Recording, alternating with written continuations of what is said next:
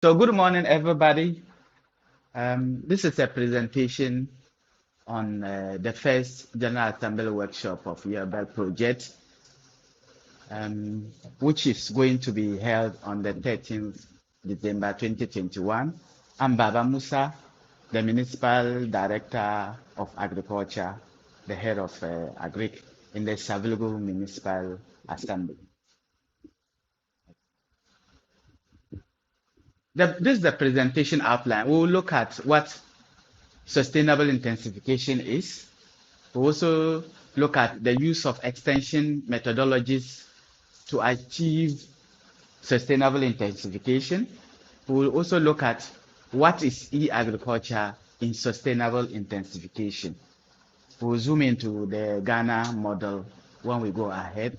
We'll look at types of information relevant to e-agriculture, the components or tools, some of you might call it, of e-agriculture, and why the need for e-agriculture.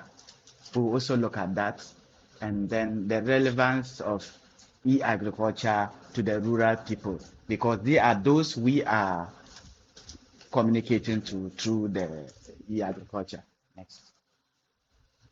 Sustainable intensification is an approach that uses innovations to increase productivity on existing agricultural land with positive environmental and social impact to achieve the SDG 2, that is zero hunger. Means we have to produce sustainably with the mind of what? Making sure that we don't endanger the environment. Inadequate knowledge in sustainable intensification strategies by farmers, especially in the rural communities, results in no or poor adoption of technologies.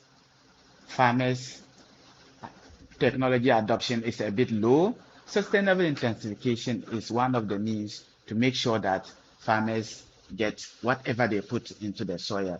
Through scientific interventions by various research institutions in collaboration with the Ministry of Food and Agriculture, and at the grassroots level, the Department of Agriculture, several technologies have been developed and some are being fine-tuned through the current EWA-BELT project, which is being implemented in 4 case study areas in the northern Ghana. These technologies, most of them are already in existence, but they are being fine-tuned to make sure that it conforms to the environment where we are working in. Next. Use of ICT for extension service. This is something that we will have to look at carefully, because ICT has come to stay, and then extension service delivery will have to work in line with that. Besides the conventional agricultural extension strategies, there is therefore the need to use innovative strategies such as ICT tools to disseminate research findings, or technologies that we disseminate to the farmers. We will have to employ ICT tools to be able to disseminate it to them. The use of ICT tools, which are end-user friendly approaches and techniques, will ensure several farmers will have access to information on the technologies as and when they need them. As you are aware, with the technology or with ICT, farmers can access the information, which is going to be a demand driven to them. Now let's zoom into e-agriculture, what e-agriculture is, and then we are looking at the Ghana model. We say e-agriculture is a global initiative to enhance sustainable agricultural development and food security by the use of information, communication, and associated technologies.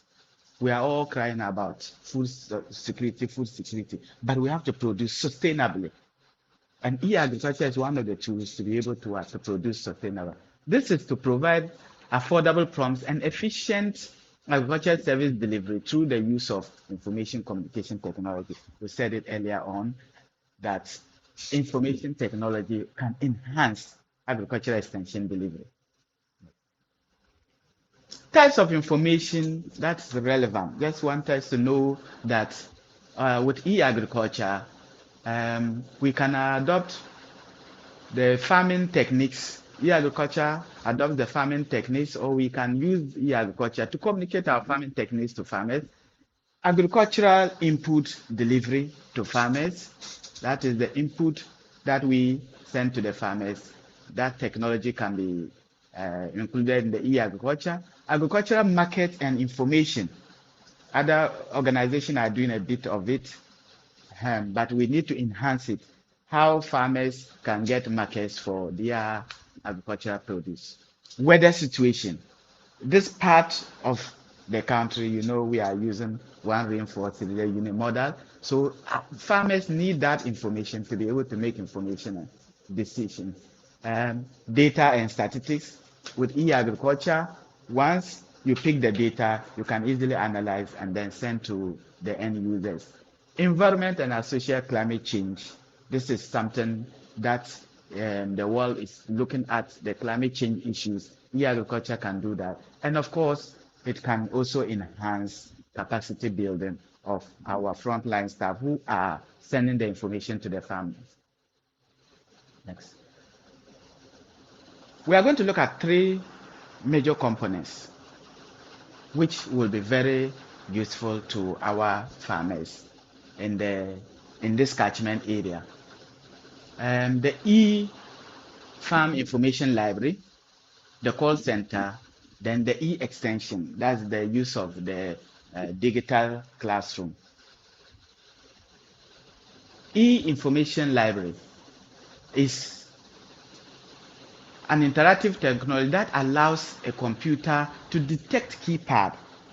You have any phone that when you dial a number, the computer detects it and then starts communicating to you. So we call it the IVR. So you dial a short code and then the computer starts communicating to you about the good agricultural practices, and then it queries you through to see whatever information that you need, whatever gap that you need, and then it goes through. The IVR system can be used to guide an operation like the fertilizer or the rice field, whatever information that you need, like I said, and then you can now make a decision on that. So like I said, just a use of standard phone, any standard phone, you should be able to communicate through the IVR. So here, the good agricultural practices that we want to send to the farmer is preloaded onto that MTN short code that or any teleco's short code that we will be providing to the farmers in the various languages. Here we can talk about the Dagbani, the Mampurli, the Bruni, that is in the catchment area. If you get more languages, we can do that. All this content will be translated into this, and farmers can access it anytime, anywhere. So this is a flow chart. This is just a flow chart that we are looking at. So the farmer at the left hand side, my left hand side, makes a call. Then it queries the farmer through. What is it? Is it about crops? If it is crops, is it maize? If it is maize, is it pre-cultivation information? So it goes on and on and on. It queries you through until your challenge is met. If it is livestock, if it is fisheries, so that is how the IVR works. It's just a flow diagram. Next. Now, we're talking about the call center.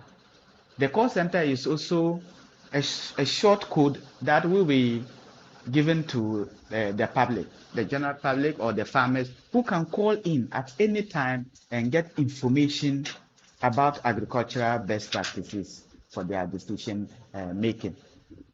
We are just giving you a picture of a call center that the Minister of Agri established some time ago in Accra, so that you see how the call center looks like. All these people seated, they are different language specialists who will be receiving calls from the farmers and then attempting to address their issues with some synopsis. Issues that they are not able to address, it is referred to subject matter specialists. And in 72 hours, so this is another one. So this is an opportunity. In Tamale, we have a similar one. We just need to enhance it We have some few things which are not working. We need to enhance it to be able to respond to the farmers' needs. Field extension service delivery is an electronic delivery of extension service, which we talked on earlier on, service of the network institutions that provides a more efficient alternative to traditional extension systems. So the field extension service delivery does that.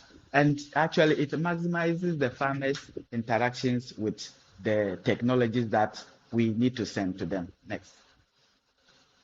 So this one, with the use of a smartphone by the extension officers to disseminate agriculture technology. So the extension officers are given a smartphone, which the extension service tool is incorporated in it, and they can use it to do agriculture extension service, take occurrences, take videos, take audios, and then they can upload to the server for redress. So this is an example of an extension app which has been developed and then kept on the smartphone. Next.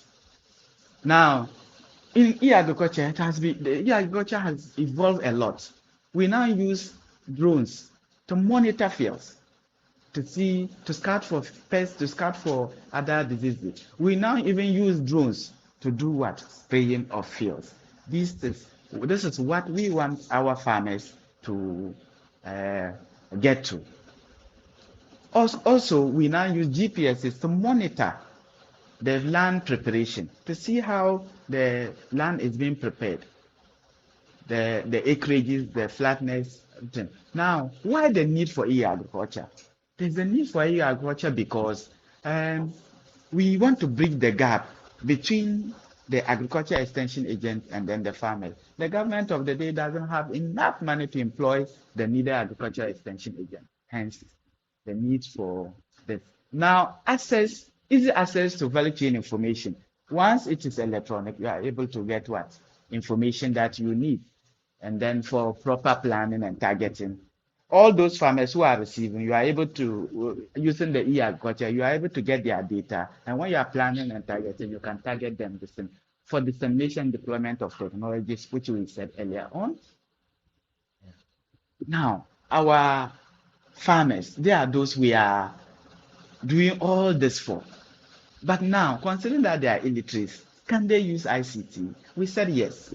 E-agriculture has the audio form, which is the IVR, the videos, short videos, documentaries that we do using the digital classroom. They are all things that the farmers can listen to in their own languages. And the use of the smartphone can grant the access to anybody, regardless of their educational background.